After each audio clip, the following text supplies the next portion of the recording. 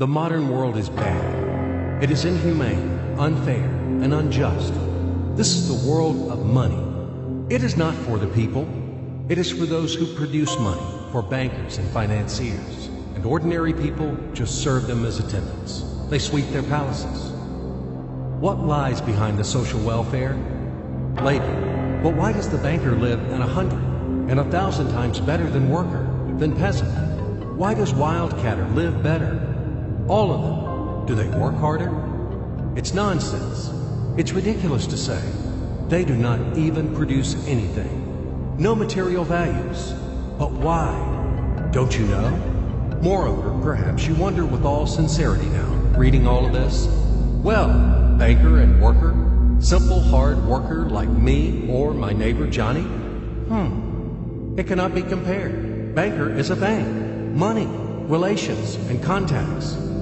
But who are we together with Johnny? Nobody. Naturally, the banker lives better than we do. But there is nothing natural here. The point is that everyone got used to this state of affairs, and they took it for granted. As a matter of course, a banker has to live better, and it cannot be otherwise. But it may be otherwise. So why? Why does a banker work less, but live better than worker or miner? However, intuitively, you got the answer by yourselves. Because the banker is a bank. Money. Exactly, money. This is the whole point, the cornerstone. About them, about the money, we should talk more in details. So, what is money? Have you ever thought about it? The calculation tool, the measure of labor? As we are told from childhood, almost from the cradle, we have to work, work, and work. The money won't fall down from the sky. They should be honestly and hardly earned, etc., etc., etc. Sounds familiar, doesn't it? Familiar ad nauseum. Say it, by the way, to Abramovich, who honestly and hardly earned all his billions. Just for fun, say how to earn money honestly. You will laugh to death. Yes, we have to work, but what should we expect in the end? A small pension and half-starved old age? Poverty. You have spent all your life working on some oligarch. You have been taken away all your power, energy, and health. You've been squeezed like a lemon. And after that, you've just been thrown into the dustbin as the fulfilled material. Is this necessary? But this is the reality, horrific reality, of modern society. This is what we should all expect in the end, almost certain.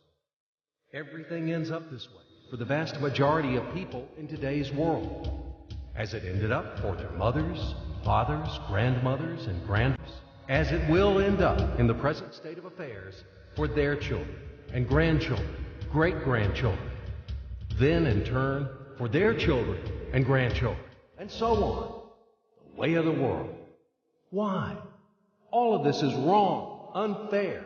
It must not exist. Why do some people have to have everything, but others have nothing? Why do some people walk in golden slippers, but the others barely make ends meet? They don't know how to feed their children, although all of them work honestly. Why does it happen?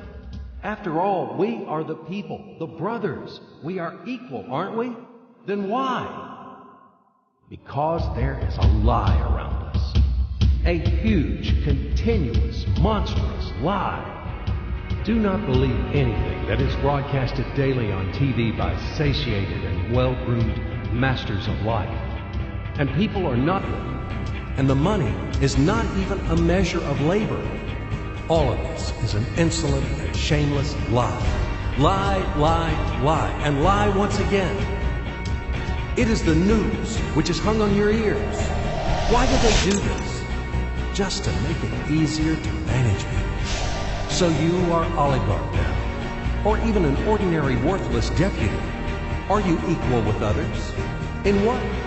You live in a different way, eat in a different way, and rest in a different way. In one day, he spends more than you spend in a year. His wife doesn't even get out of Kosovo. And yours? He is treated in the best Swiss clinics. And what about you? his children and yours. Had you compared? Well, where is your equality? Perhaps you are equal in rights, aren't you? Oh, I forgot about the rights. As it is written in our Constitution, isn't it? By the way, there are a lot of things written on the fence, too. Nice and intelligent things. Read in your spare time. You will be inspired by these things. And what kind of equal rights do we have with the oligarch or the banker? I'm just curious. Right to work? Well, we have such a right in our country. Nobody argues. Work hard for the benefit of... You work hard at the factory, and he, soon or quickly, as they say, to each his own. The right to elect and to be elected.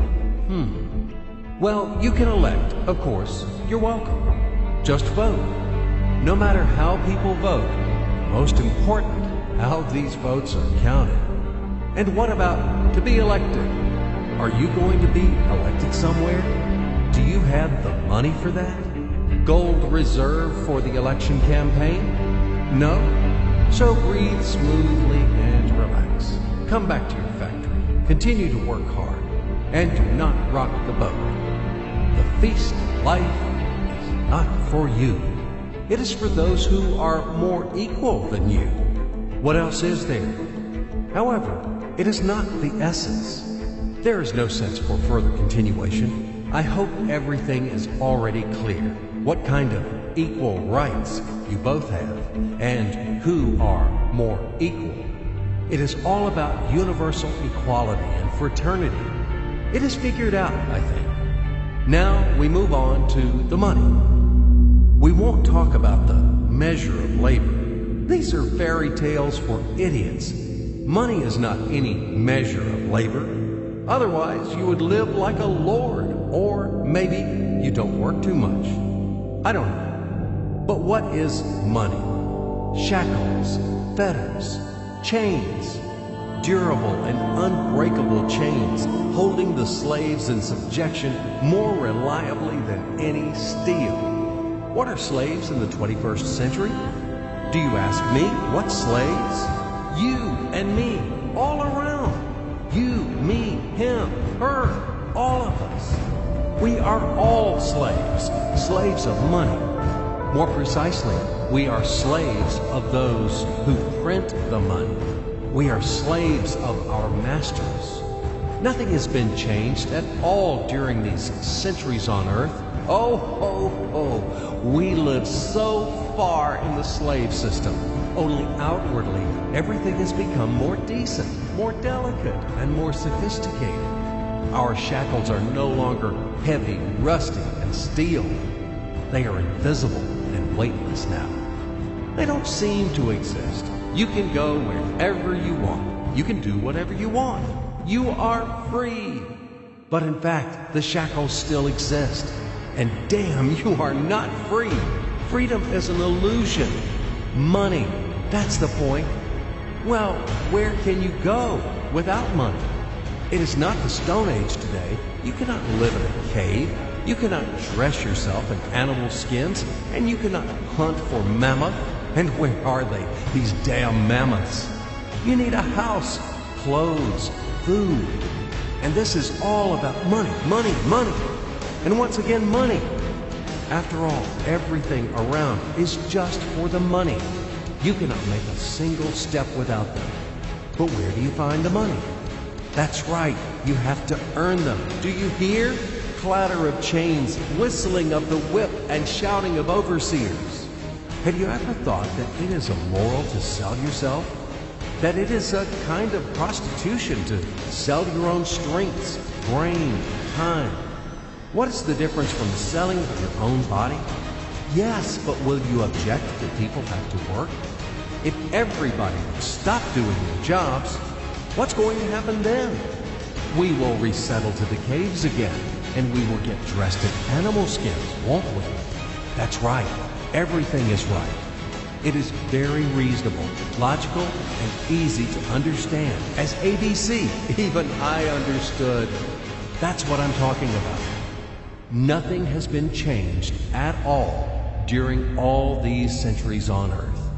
And these convincing arguments could be heard for sure in slave society, when the slaveholders had been trying to make understand their obstinate, blunt slaves who didn't want to work for them that it is necessary to work hard. Stupid slaves!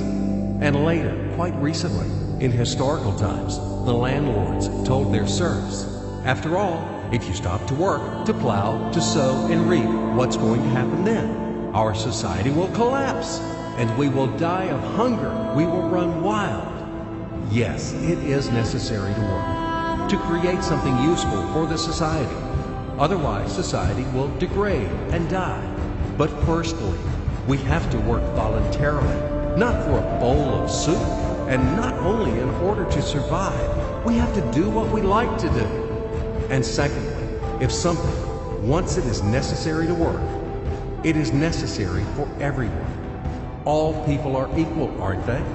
So let everybody work. The situation when some people earn money in a mine at the factory with salty sweat and bloody calluses, while others simply print them, sitting back and sipping expensive whiskey or brandy, is abnormal. Such a situation is not acceptable in principle, and there are no explanations and no excuses to this state of affairs. Absolutely. Money is just paper, candy wrappers. They are not backed by anything tangible, and according to that, money is simply drawn. Sorry, is printed. And these candy wrappers are distributed among the slaves as wages for labor.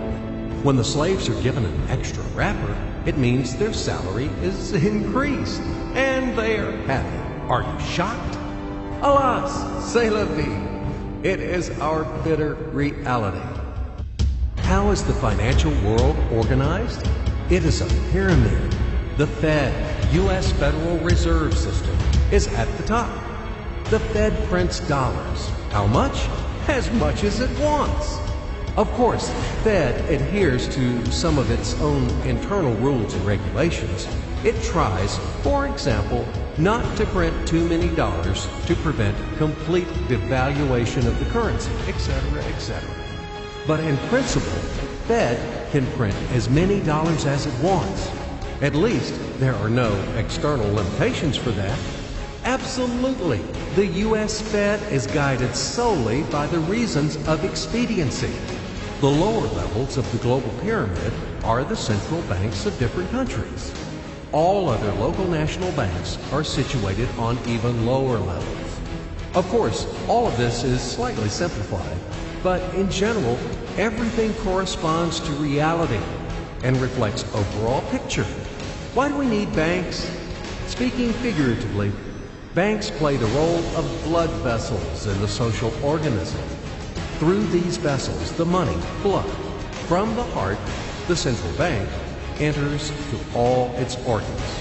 Money, blood, wash these organs. They bring life to them. It's not me. You can find this information in any textbook on economics. In which connection dollars are mentioned here? In what relation does the Fed have to us, sinners?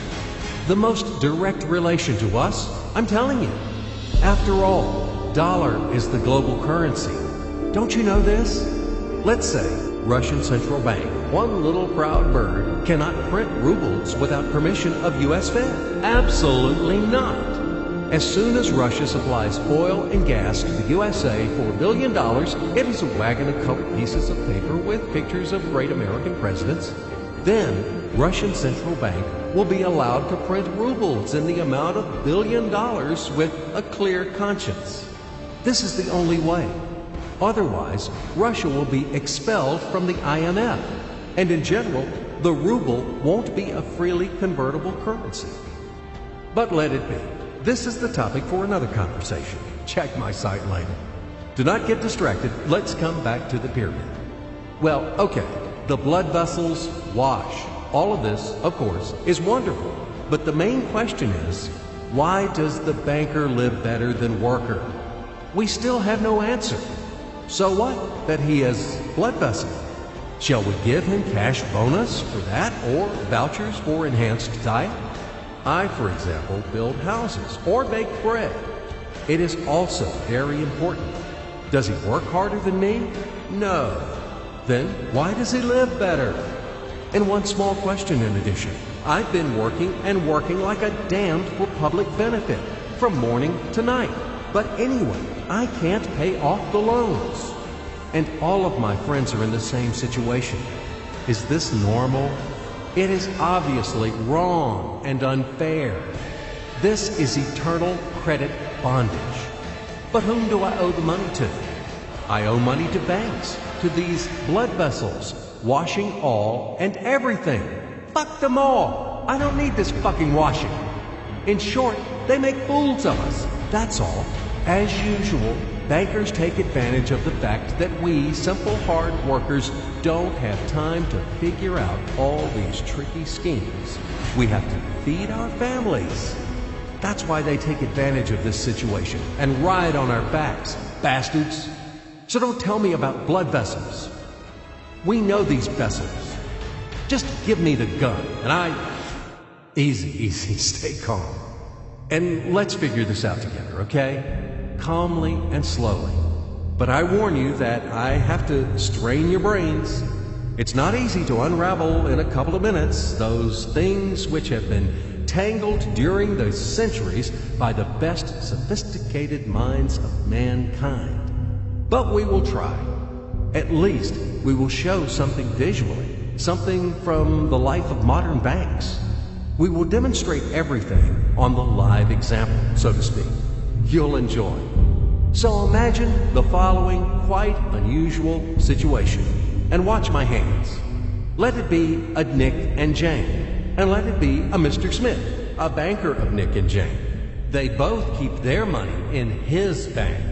That's why we use the title Mr. Smith, with respect. Nick really wants to buy, well, let's say Jane's bicycle, but he has no money. More precisely, he has money, but not enough, only $10, while Jane wants $100 for her precious bicycle. That's a problem. What should Nick do? Well, this bicycle is so desirable. He gives Jane his $10 as a deposit and asks plaintively not to sell the bike to anyone. He says that he will bring the rest of the money soon. At the same time, he runs to his bank, to the respected Mr. Smith, to get a loan for the missing $90. As ill luck, Mr. Smith has no money at this moment, but he knows perfectly about $10, which Nick gave to Jane. And where will Jane bring his money to? That's right. She will put these $10 in her lovely bank to the same Mr. Smith.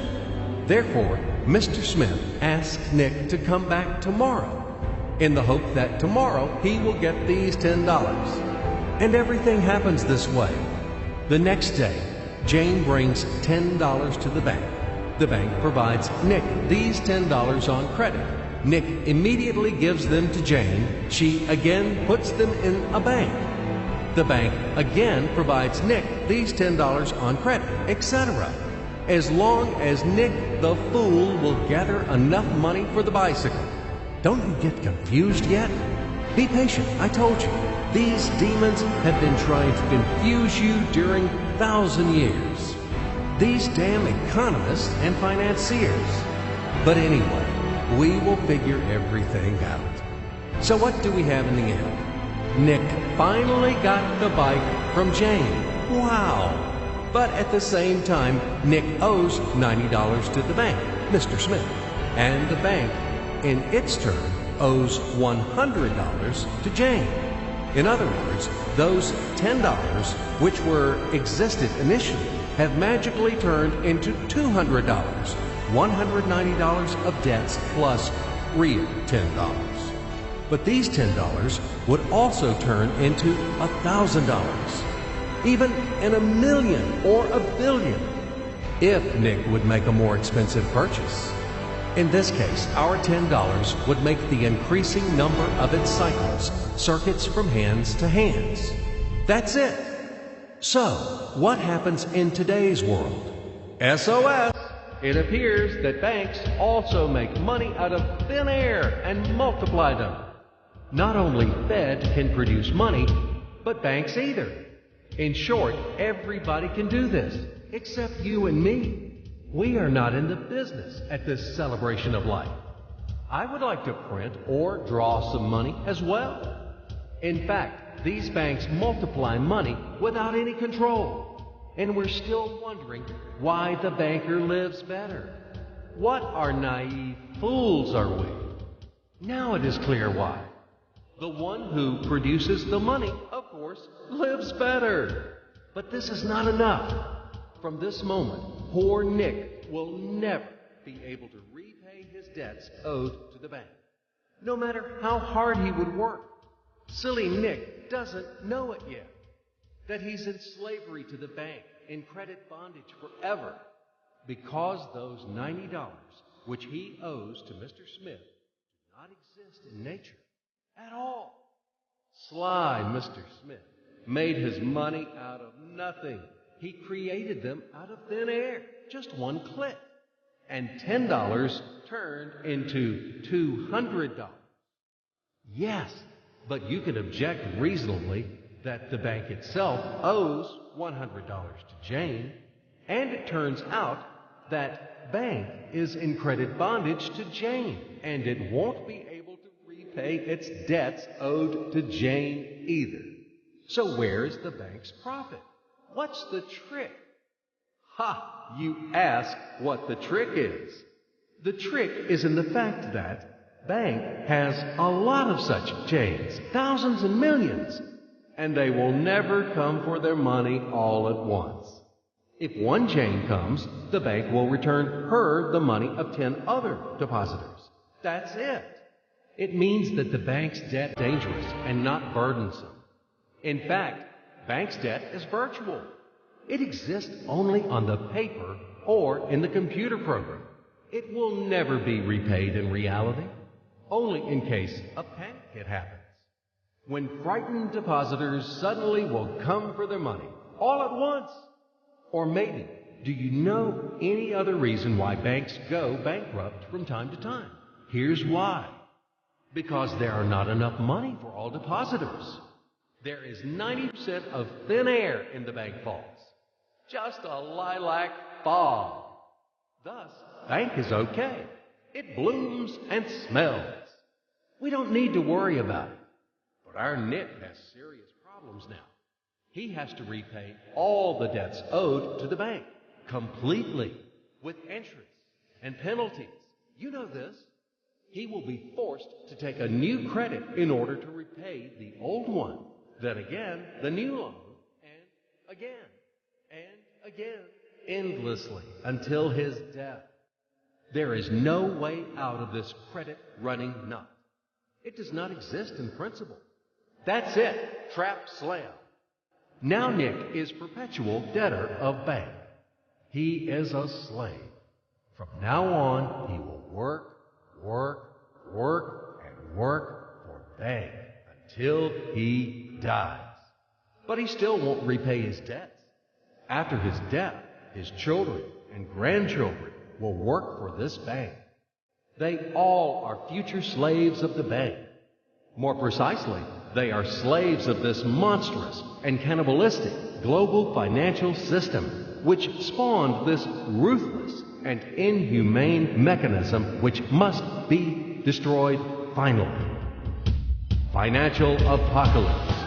It can break our financial chains and can save all of us. It can finally release us from centuries of slavery. All the old will be burned completely in purifying flame of apocalypse, and the new will be established. The Federal Reserve will be burned, and the wind of change will dispel the ashes of this damned insatiable octopus, spider, enmeshed the whole world with its sticky financial nets. Banks in their current form will be razed to the ground. They do not wash anything. Do not believe this bullshit. They bring death to all living things. They suck our blood. Banks are parasites on the healthy body of the society. Mites inflated from our blood. They are voracious and insatiable leeches, clung tightly to us. What do they actually do useful? Do they give loans at their extortionate interest? Actually, why do banks charge you interest on loans? Have you ever thought about it? Usury has always been condemned and despised at all times and among all nations. And now it is the norm. An entrepreneur gets a bank loan. For what do they charge interest on it? He wants to create something useful for the society, for the whole society, including the bankers. He has to be encouraged and given privileges for that, instead of stripping off 3 skins from him. But today's banks were created not for that. The interests of the society are not important for them. Banks take care only about their own financial profits and benefits. They don't care about the people. Today's banks are faithful servants of the Federal Reserve. They are greedy and avid bloodsuckers, small ghouls in the service of a giant and evil monster. Modern Earl Dracula, who plunged the whole world into financial bondage, and it sucks and sucks our blood. And it will continue to suck the blood of our children and our grandchildren if we don't stop and destroy it. Hammer an aspen stake to all the banks. And do not forget the silver bullets. Apocalypse. Only financial apocalypse. We have no other choices. We are not slaves. We are the people. And we choose freedom. And this freedom is already on the threshold. Now, with the advent of MMM, financial apocalypse is inevitable. From now on, it's just a matter of time. Grain has been sown, and it will sprout. It is now sprouting, right now, at this very moment, and it won't perish. What is MMM? Global Mutual Aid Society, Worldwide People's Bank, Financial Social Network. You can call it as you like. The point is not in the title. The point is that it is a voluntary and formal network of millions of people across the earth, people who rose up against financial slavery. They decided to declare war on the Fed and other banks and to win this war. In order to achieve this goal, they combined their money together. And it doesn't matter that separately their savings are not big. But there are a lot of people in MMM, millions, and together it is a tremendous force, invincible force, and this force is growing with each passing day. Indeed, due to what do the banks exist? Due to the oligarchs and the billionaires? No, they exist due to the same ordinary people who keep their meager savings in banks. MMM really knocks the bottom out of banks, opening people's eyes. Why do people keep their money in banks? Because there is no alternative. Banks are monopolies. Where should people bring their money? Like Jane, to Mr. Smith only? Not in this bank, so in another one? Not to Mr. Smith, so to another banker? His name will be Mr. Johnson. But anyway, it's the same shit. All of them are tarred with the same brush. All of them are native kids of cunning and solicitous mother spider named Fed. They are little spiders. And now we have finally an alternative. MMM. It's yours. People, help each other here. Today you have helped. Tomorrow you will be helped back. That's the principle of MMM. Do you want a fat banker to buy another limousine or another villa for your hard money? Do you want to become the next Nick or the next Jane? Do you want to be the next slave? It's better to join MMM and let your money help those who are in need right now. Low-income person, disabled person, pensioner, or mother of many children. Love thy neighbor. Help him. MMM is a kind of giant common savings where all the people put their money in. And then they take them back as much as needed. As much as they need at this very moment. They do not seize, but they just take. In fact, a human being doesn't need a lot of money. It is only important the awareness that he has them. The only thing that is really necessary for everyone is the confidence in the future. MMM just gives this confidence to people. It gives the feeling of complicity, that you are not alone. You will always be helped in tough times. You won't be left alone. MMM is the unit of a new society, a brighter and cleaner society. It is the unit of the new world, where the money won't exist, where everything will be different, honestly and fairly. There will be no slaves and no masters, and everyone will work for pleasure and for the benefit of society. And the good will conquer the evil, finally. Everything will be in that new world. Certainly. Welcome to System MMM. SergeyMavroday.com. We are waiting for you. We can do a lot. We change the world, and we will change it. Everything will be MMM. Financial apocalypse.